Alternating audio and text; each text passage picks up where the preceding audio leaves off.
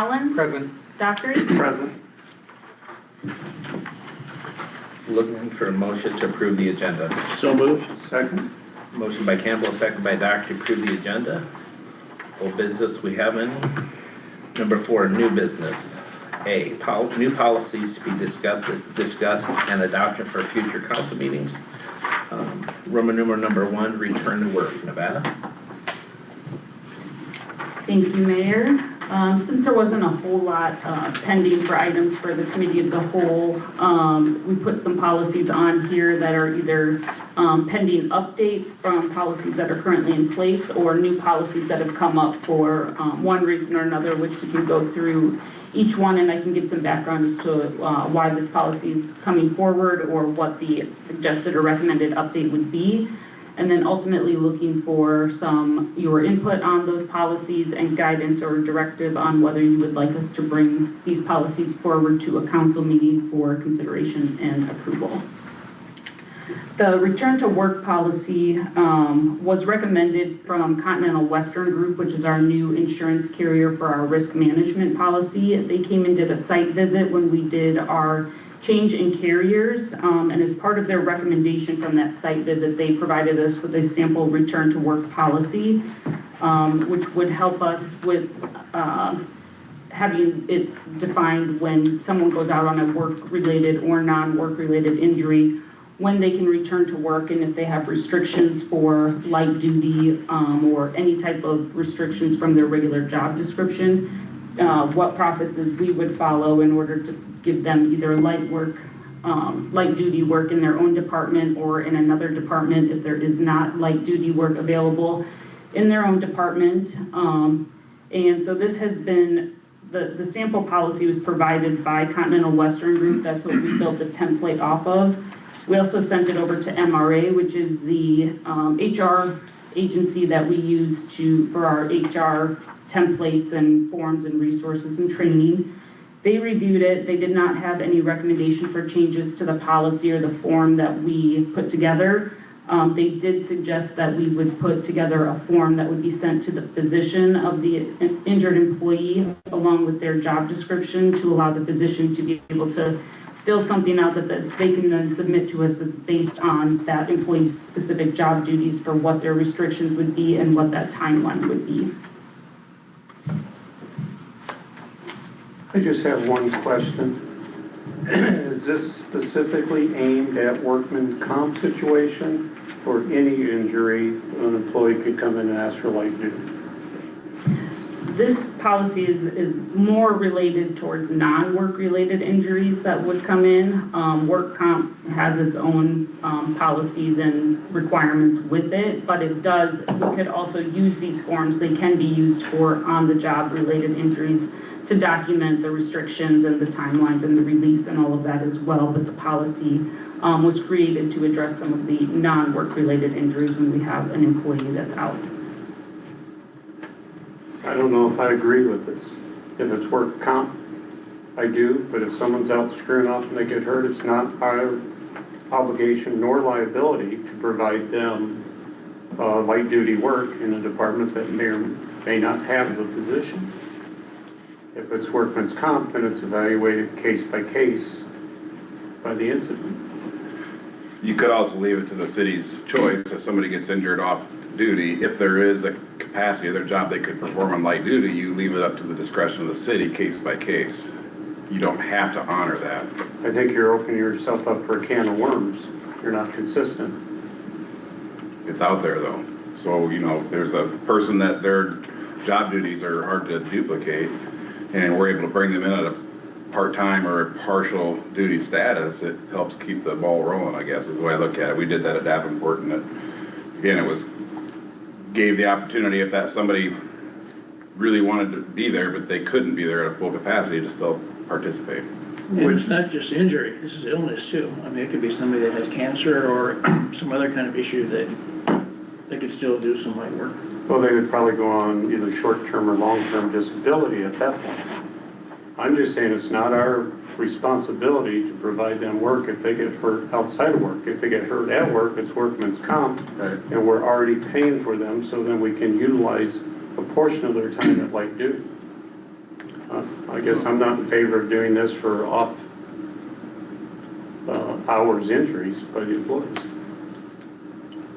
Nevada, was this recommended from the new insurance carrier for this specific reason, or was it umbrellaed over both work and non-related work actions? This was just for a return to work policy so it would apply to work-related and non-work-related, just to have a policy in place. It does leave the discretion to the city and what if it is able to find light duty within that department or within another department, and options on what to do if there is no light duty work available. But it provides documentation of injury and limitations from a physician and a release form, and just documents that incident and the city's knowledge of it, and any temporary work agreements that might be in place. So it was a recommendation directly from Continental Western Group as part of our risk assessment. We currently don't really have a return to work policy, correct? Correct. Okay. And I have no problem with this for work-related injuries. I think it's very appropriate for that, but I don't think it is for non-work-related injuries.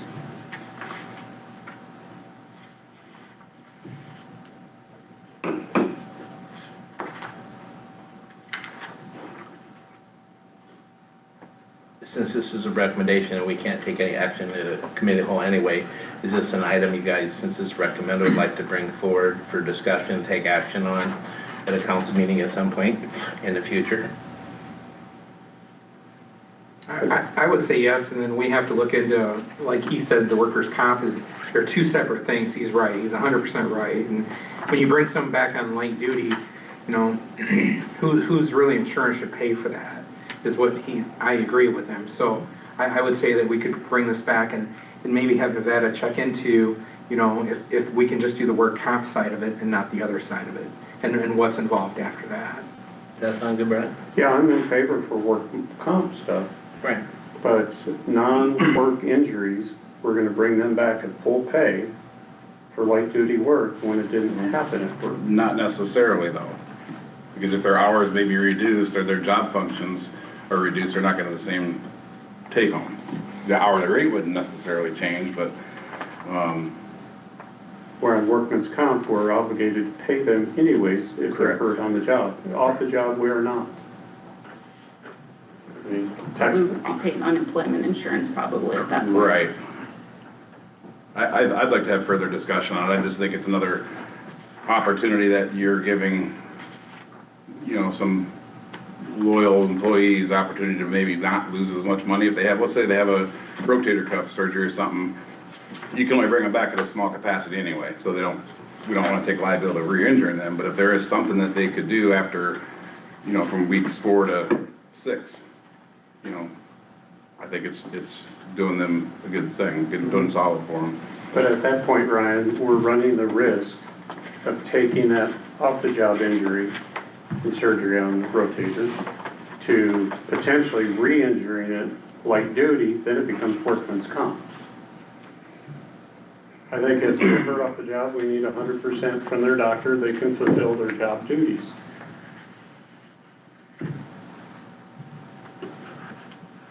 I think we need to have more discussion. I appreciate what Dan said and Brian too, but we can have more discussion on that. So bring it back To council for to the council. consideration or back? I would also like some more clarification from the insurance company, you know, a better explanation of why they feel this is necessary. Yeah. It would be nice to find some examples of some other cities that have a policy similar to this in place, and why and when they use it. Okay.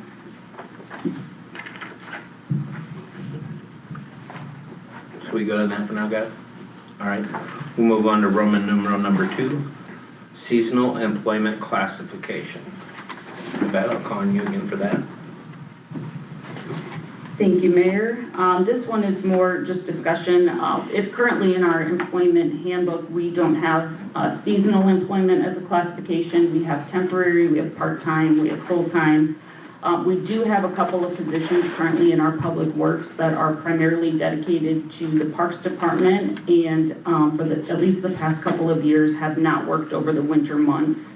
And so I believe one year there some claims for unemployment for those. Another year it was just they got a call back in the spring, they didn't do the unemployment.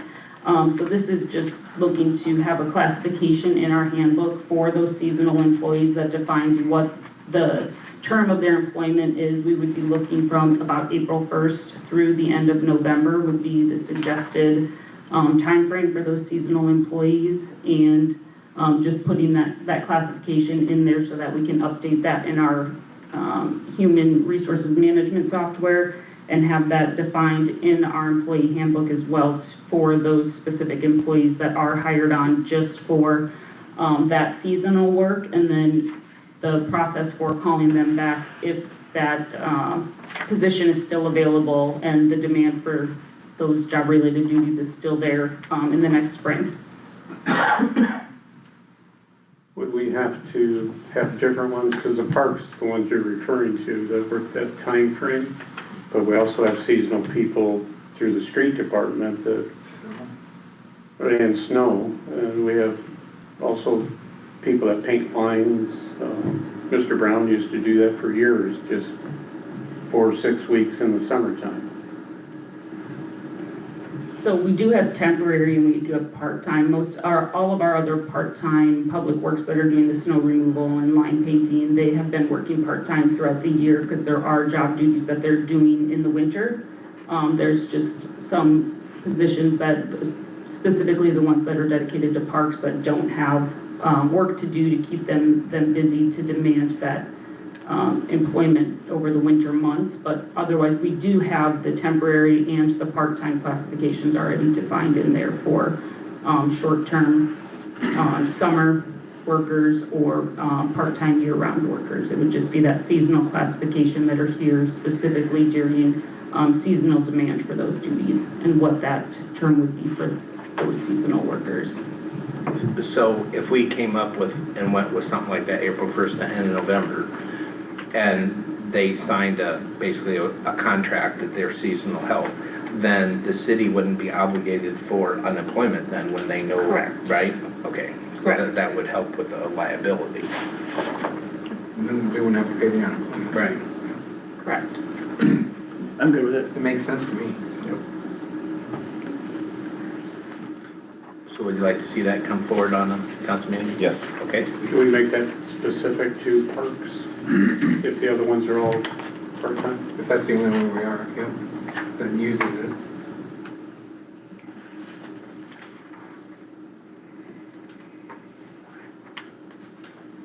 Let me just keep going. Yeah. Okay, for the PPE clothing allowance, this policy was brought forward more as clarification. We already have clothing allowance defined in the collective bargaining agreements. We do have a PPE program that was developed with our IAMU safety coordinator who does all of our safety training and prepares all of our documentation that we need for our OSHA visits and making sure that we are prepared and compliant with all of those safety items. But we have had it come up several times about not having the clarification between what is PPE, what is clothing allowance, what is that clothing allowance supposed to be used for versus what the city should be supplying. So I've worked with those departments that have the clothing allowance list and have determined what would be considered PPE, which is something the city would be responsible for providing just so that we can ensure that it meets the safety standards to be compliant with OSHA and any safety regulations for those departments. And it also would line up with the clothing allowance that's in the current bargaining agreements. We did update those lists. They were pretty outdated when we went through negotiations, so we got those up to date. And then between using the clothing allowance list in the collective bargaining agreements as well as the personal protective equipment program that's in place, which should be in your packet as well, used that to put a policy together that would help identify what the PPE is that the city would provide after that initial outfitting for a new employee, and then what would be considered something that the employee would purchase with their clothing allowance that would be individually fitted for that employee and something they would take with them when they go, but still is within the requirements of what they have to wear to work. The only things that aren't initially provided with the new employee that are upfitted by the employer currently are their work boots and jeans, and so those they purchase with their clothing allowance right off the bat, and then the rest of their initial employee gear is purchased as PPE, and then some of that moves to the clothing allowance to be purchased going forward, and the rest would be purchased by the employer to make sure that it meets safety regulations and we don't open ourselves up to risk by allowing the employees to purchase that on their own, under their own preference, and something that wouldn't necessarily meet that PPE guidelines. This time around with this, through negotiations, there's also an area for the office staff, correct? Correct, yep. Which kind of goes into the dress code policy that we have on tonight's agenda as well. Do we have any policies in place about wearing safety vests during certain parts of job functions? Yes, and we provide those safety glasses unless they're prescription eyewear or something. Safety vests. Oh, safety vests, yes, we do. Safety, doesn't necessarily have to be a vest, it has to be a safety vest or a safety colored t-shirt that meets one of those safety color So no class regulations. 2 minimum requirement?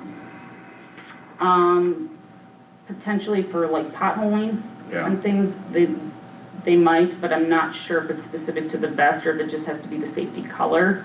But Tony has moved towards the safety vests that have the city logo, so that anything that they purchase with clothing allowance, that even if it's the safety color, if it doesn't have the logo, they're still gonna have that logo and just have to wear the safety vest with all of their clothing, just for consistency and making sure that those safety standards are always met. I would like to see at least the minimum of a class 2 safety rated vest if they're gonna be working in any streets, period. And that's common. Anything within the Everywhere. right of way. Yeah. What, I think that's required under the OSHA guidelines for the DOT too, so those would be something that they have to follow and get reviewed when we have site visits. And Sandy keeps a very good log of that, and they get monthly trainings, and so they're consistently up to date with those regulation items. Do you plan on running this parallel through the utility board at the same time? Yes, once, it's already been worked through with the bargaining agreement units and the department heads, so then it would go through city council and utility board for both of those departments.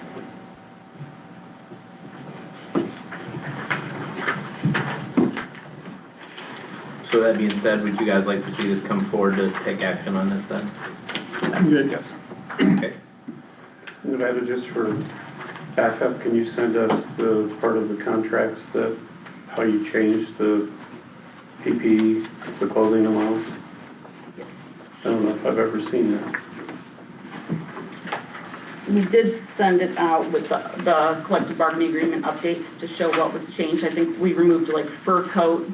There was a fur coat requirement or a fur hat for the police, and we removed just some of those similar, very outdated items. Everything else was still the same. We added required city logo on some of the shirts, because if they're paying for those shirts, we can put the city logo on them as well if we're using clothing allowance. So very minimal changes, but basically just updating them and making them match with the PPE requirements. You don't want to wear fur hats anymore? They'd be pretty hard to find, honestly. All right, on the Roman numeral number 4, donated leave policy, Nevada. Thank you, Mayor. The donated leave policy is a policy that both collective bargaining agreements asked that the city bring forward to the council for consideration. And so as part of the negotiations, we did agree that we would draft a policy and bring it forward for the council to review and consider. There is nothing in the negotiations or those discussions that promised that any policy would be approved or offered. We just simply agreed that it is a fairly more commonly utilized policy in organizations. So we did agree that we would draft it and bring it to the council for consideration. So this particular donated leave policy is a policy that would allow employees that have sufficient vacation or paid time off or comp time, something that would be paid out upon separation already, that they can donate. They are allowed to donate that to a leave bank for employees that have extended or serious illness or are caring for someone with a critical illness. The situations in which they can request that extended leave balance donation are defined in the policy as well. And then the employees would anonymously be able to donate that to a leave bank, and a request would be sent out to all employees to be able to donate if they want to, each time a need for donated leave came up from an employee that was short on that paid leave and had some sort of extended illness. I can't think of a situation where that's ever been needed. There hasn't been anything since I've been here, but it was requested for consideration, so we agreed to put a draft together. It is something that there are many cities and other organizations do have in place as an option. I don't know how often it's used, but I know it's a policy that is becoming more common, so there hasn't been a request for it, but I don't know if that's because we didn't have it or because the need hasn't been there, but it did come up separately from both groups as something that they would like to have considered. There's no harm to us to have this, No. so I think it's a no-brainer. Not necessarily. If you have a person that's entry level donating day to somebody that's senior in pay, there is harm to us. The cost of the difference of the wage is what you're saying. Correct. If that's how it's It's, canceled out.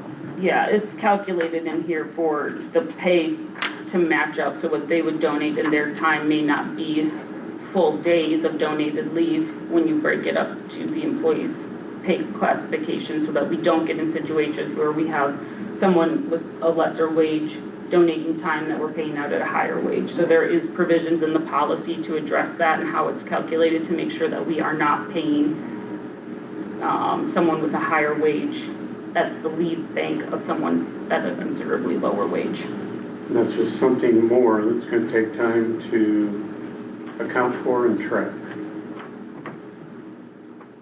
If we get somebody with a terminal illness, God forbid, or their family member, at that point, maybe we can sit down and have a discussion, but I don't think we need a policy wide open for anything. So you want to do it on a case-to-case basis, is that what you're saying? Yes. But wouldn't we still need to have a policy in place that says it would be a case-by-case situation, not just across the board? Possibly. It would prevent any issues of claims of discrimination or anything on a case-by-case and allowing a donated leave or time off or medical leave for on a case-by-case basis if there's a policy in place that consistently defines the terms of how that's decided and So we how could that works. put a donated policy in place and then put the wordage, as you just said, on a case-by-case study. It's not just flat across the board. So that way, unfortunately, cancer seems to be showing up these days, and there seems to be more and more drunk driving accidents that are pretty severe. So hopefully that never happens to anybody that's in this room tonight or anybody in the city of Eldridge. But if it would happen, at least we have a policy in place to at least start with. Yeah, the policy would define the terms of being able to qualify and be eligible to either A, donate your leave, or B, receive donated leave for that illness or injury. And then maybe we could put a time on it too, because you said it would take a lot of time to track it. Maybe we can say it can only be done quarterly, or, you know what I'm saying? So it couldn't be done on a weekly basis or a, you know, monthly basis. Well, I think the individual has to be off and then 2 weeks before it's even a possibility, if I read that right. Yeah, there are provisions in place for when you become eligible and how it works. If the leave ends up, what's donated isn't used, then it gets put back out in a proportionate breakdown of whoever donated it. It gets proportionately put back into their leave bank. I guess like Scott said, you know, it essentially really isn't hurting us, other than there is gonna be some time in there, which is what costs, but it goes back to the valuing your employees. And I had a friend of mine who was off for very extended time for his child with leukemia, and they did exactly that. That's what saved his job. So, we may not see it now, we may have never had a case in the past, but it doesn't mean it's not coming. It's just the right thing to do. I mean, it's a human thing to do from my point of view. Yep. And if it gets out of control, then we can always change it later. But I think it would save us and have a policy in place now where we have nothing, where we have something. Well, right now it's not allowed Right. because there is no policy.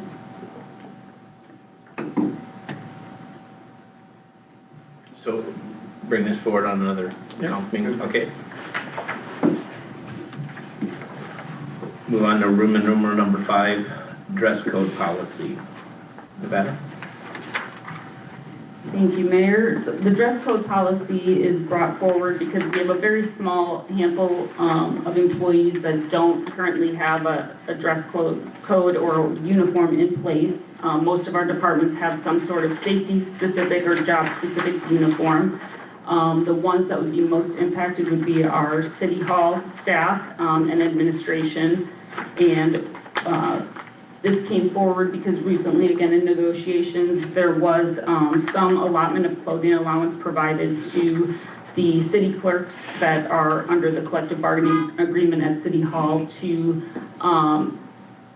give them some funds to be able to purchase shirts that have city logos on them, to get kind of that unified and consistent representation, I guess, when people come into City Hall, to have those city logoed shirts, and to start moving away from some of the kind of laid back, comfortable, and moving towards that more business casual, not necessarily going, you know, strictly business wear, but going for business casual where, you know, we still would allow tennis shoes that are clean and in good shape, jeans that are dressy or considered dressy, don't have holes and aren't frayed at the edges, sweatshirts that have a city logo, and moving away from hooded sweatshirts, and, you know, Yoga just, pants. yeah, no, getting rid of the yoga pants and leggings and going with jeans or skirts or business dress shorts. Yep. Just something to provide some consistency and some sort of parameters for new staff and staff in the future to know what that expectation is for that business casual, and to provide some funds to purchase the city logo shirts, to be able to still wear the logos or the sweatshirt, or the polos or the sweatshirts that have city logo on them, and just kind of start getting back over to that business casual attire at City Hall and for administration that's not covered by uniforms already in place. I think we should have a professional office. Agreed. Bring it up. So we'll bring it up? Yep. All right. On to Roman numeral number 6, handbook updates per CBAs. Nevada? This one's more just for discussion as well. The handbook needs some updates. The organization chart has a few updates. There's no longer deputy chief. We have a utility administrative manager with water and electric superintendent. The city clerk is now the city clerk finance manager, so updating that organization chart to reflect the accurate job titles and structure that's currently in place.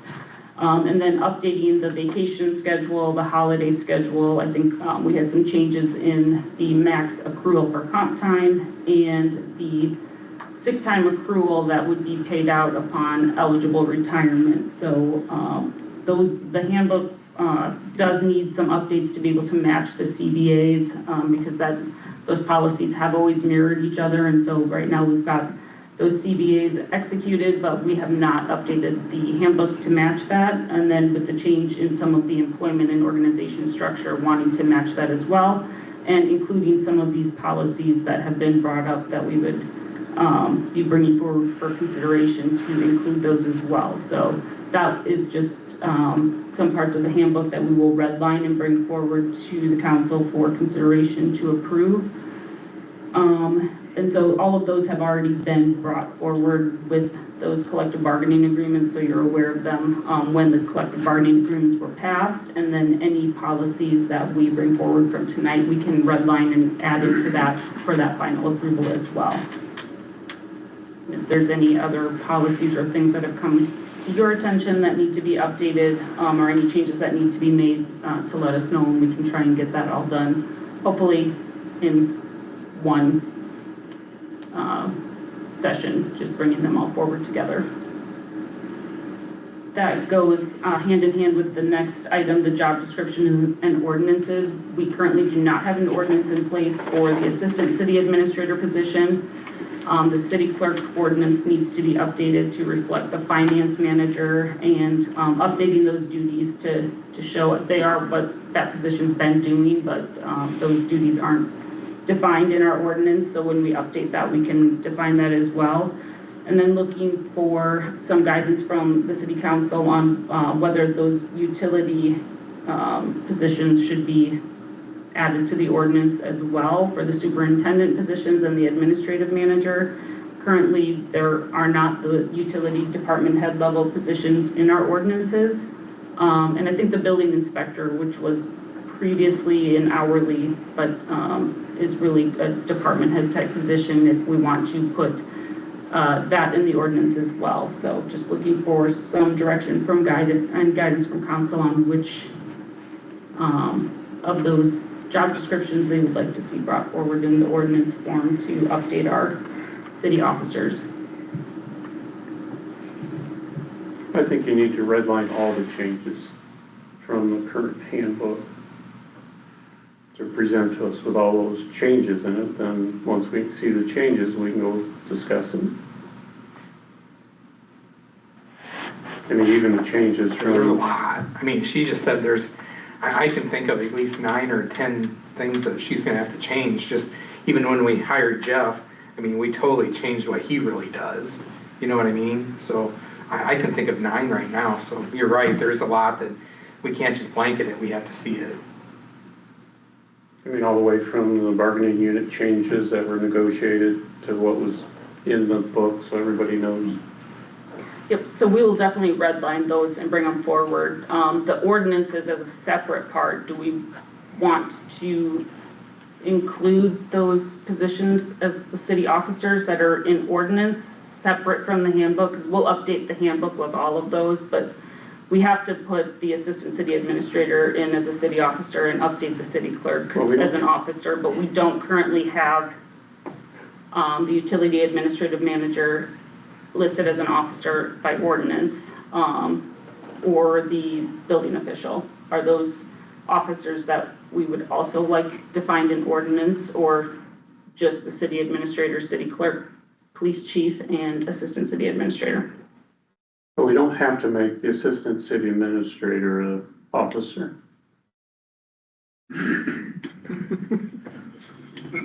No, we should It's going so good. We should do a red line.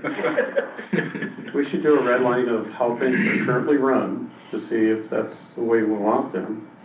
We may have to look at definition or roles of officers too, you know, parallel with this. As currently I'm appointed to positions that are in the, city code, but my position, isn't listed in city code. But Yeah, it should yes, be. some things that I. We can group them together for what he's doing. Yeah, I mean, I would think. And in 50 years, when you retire, they can break them apart. But, and there's some, I mean, there's some positions that are referred to in city code that we don't have, too, that should be, and as we, come across that, we try to make changes, but.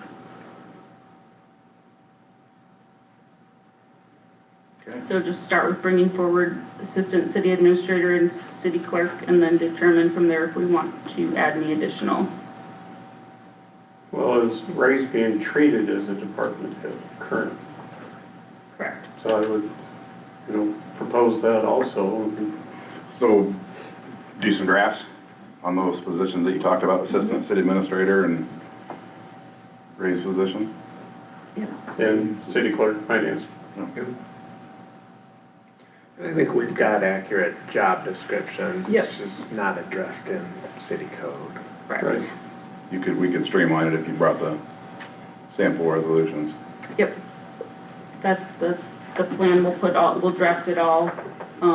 If we're bringing them forward, we'll draft them into the ordinance form and bring the job description so that they can be considered for approval.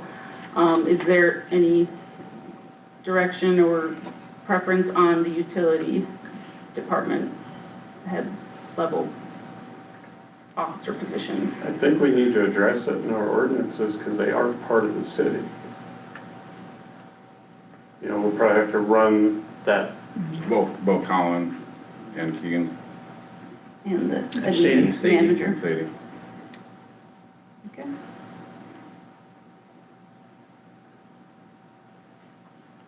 There again, we'll probably need utility board to agree with that. Right.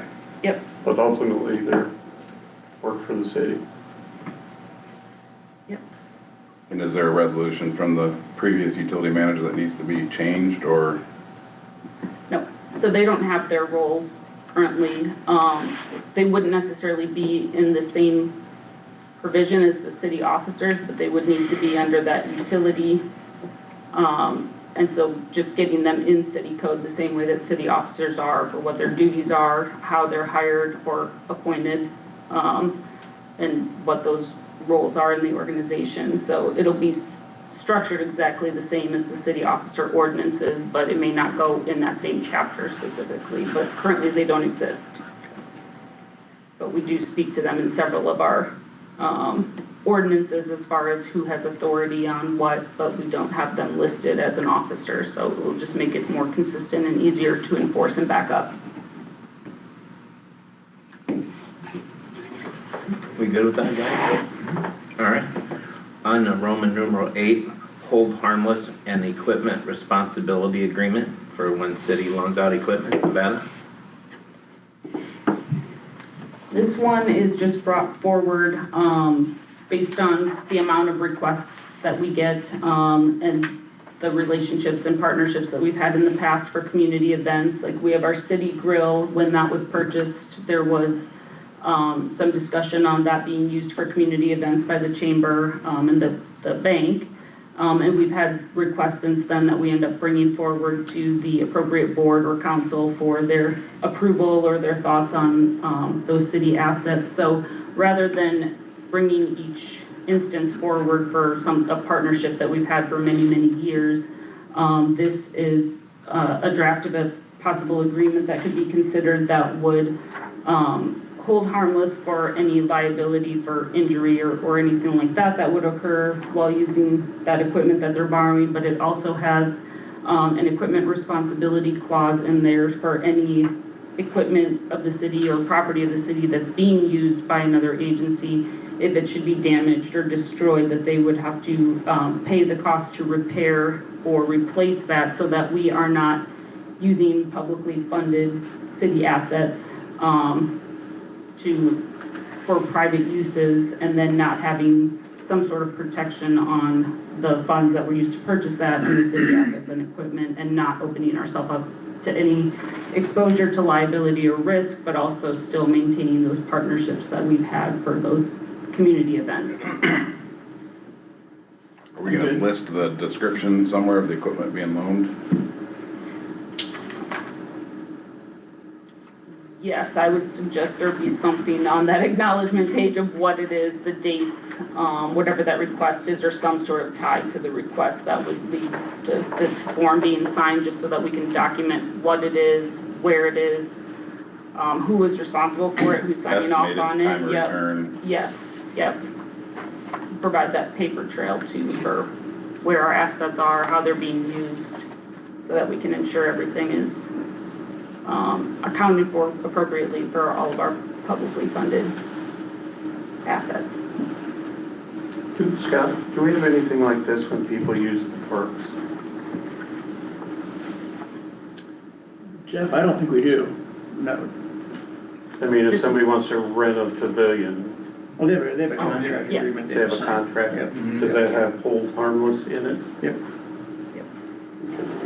And this is actually, if it is something that the council wants to consider for approval, this is one that would go specifically to the park board, just because the park board does get similar requests for equipment to be used and things, so it would be something that we would propose for the park as well, just to have consistency, if the city council does want to consider having an agreement like this in place. Because I know we just, for park board, I think just spent $400 or $500 on a new chalk machine. You know, there's people that host tournaments that use that kind of stuff.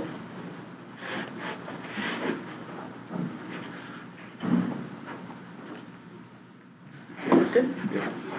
So bring this forward, yes? Yes. Okay. On a Roman numeral number 9, traffic calming policy. Nevada? All right, this is the last one on the list for tonight anyways. So since we were bringing forward some policies that had been drafted and we're ready to at least bring forward for discussion, there was one recently brought forward and recommended to be brought up for discussion by our city engineer, because we are seeing more and more requests from neighborhoods or just areas around the community for safety concerns, speeding concerns, and different traffic studies to be done to implement traffic calming or stop signs or speed humps, so we don't get into a situation of having to choose putting a speed hump in one neighborhood and not the other. This is one policy that could be drafted specifically for our community. There's an example in here that the city of Davenport uses, but if it's something we would want to consider, we could use this for reference and put something together with Zach for our community that would list the different parameters that would need to be met when you're looking at an area that's been brought forward by city staff or a neighborhood, and what would constitute certain measures being put in place, such as a speed hump or a stop sign or other recommendations for traffic calming, so that we're not just looking at it as on a case-by-case basis and trying to determine whether we feel that it meets that measure.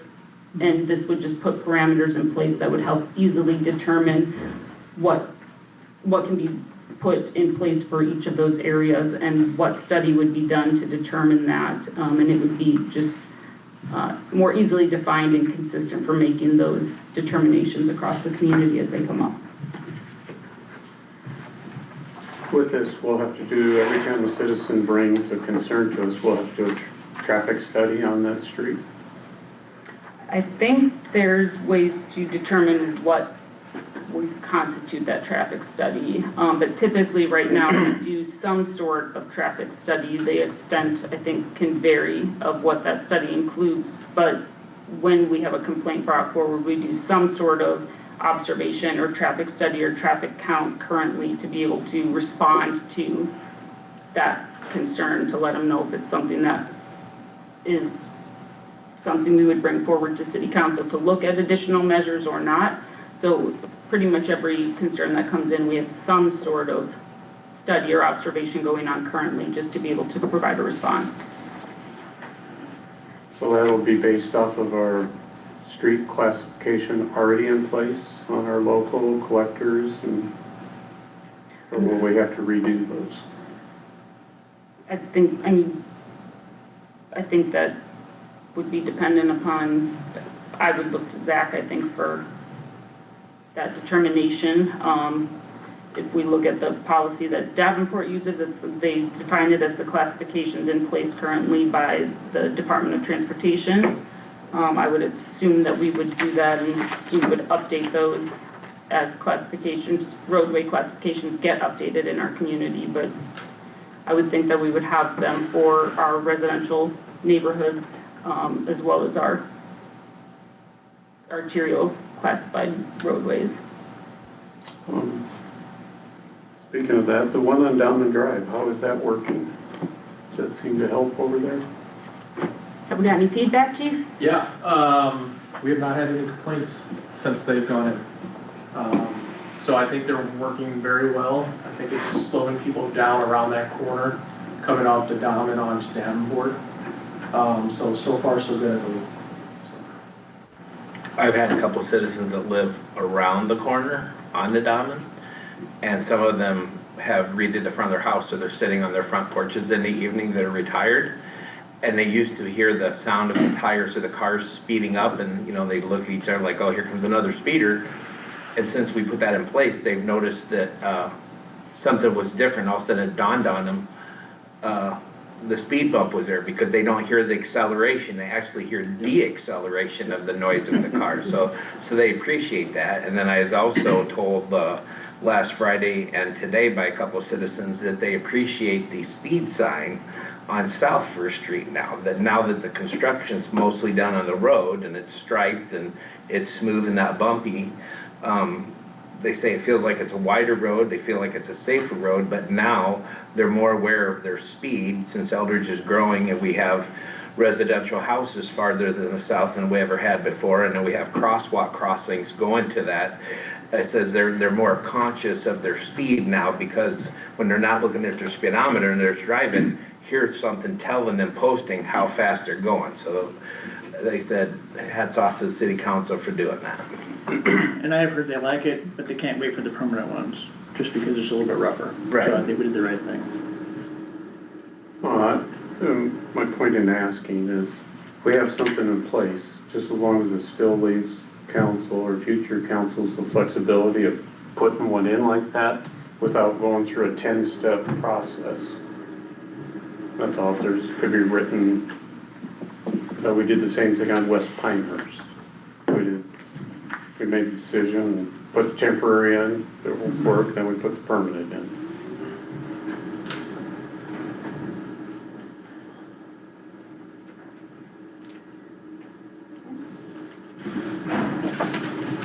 Good on that, guys? Bring it forward then sometime. All right. Well, that takes care of them all. Do I hear a motion to adjourn? So moved. Okay. Motion by Dr. Green, second by Campbell. All in favor say aye. Aye. Nay. We are adjourned at 6:48. We'll start